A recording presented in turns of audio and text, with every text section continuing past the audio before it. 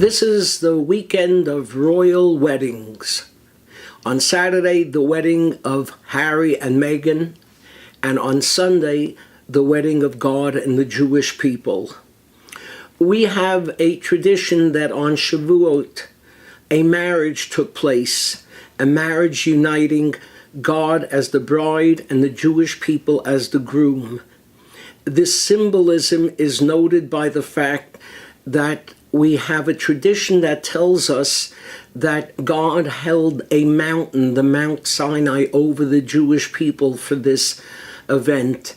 And some interpret that as meaning that that was the chuppah that served at this wedding ceremony. There are many Sephardic communities that on Shavuot read a ketubah l'Shavuot, a marriage document, once again speaking of the marriage of God and the Jewish people that took place at Sinai. But something happened at Sinai that we hope doesn't happen at Harry and Meghan's wedding.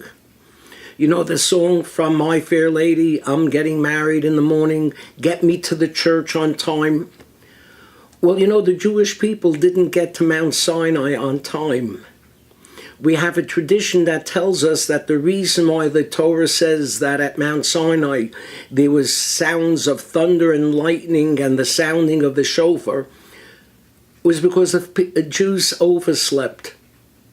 They overslept on this momentous moment in time.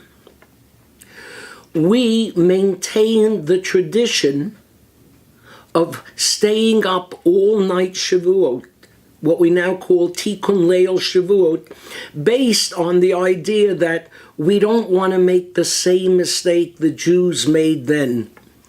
We don't want to oversleep when the Torah is to be given to us.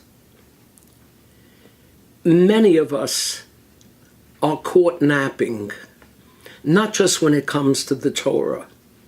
We're living as Jews in the most momentous times in the last 2,000 years of the Jewish people, the reestablishment of the state of Israel, the ingathering of the exiles, the unification of Jerusalem.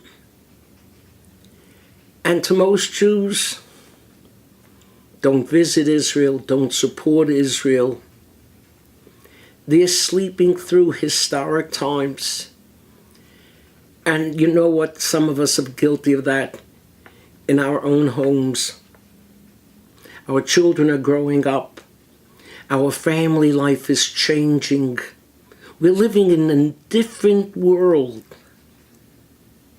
And some of us are just sleeping through it. The first words in the Shulchan Aruch, the Code of Jewish Law, is Yitgaber Ka'ari, wake up like a lion to serve God.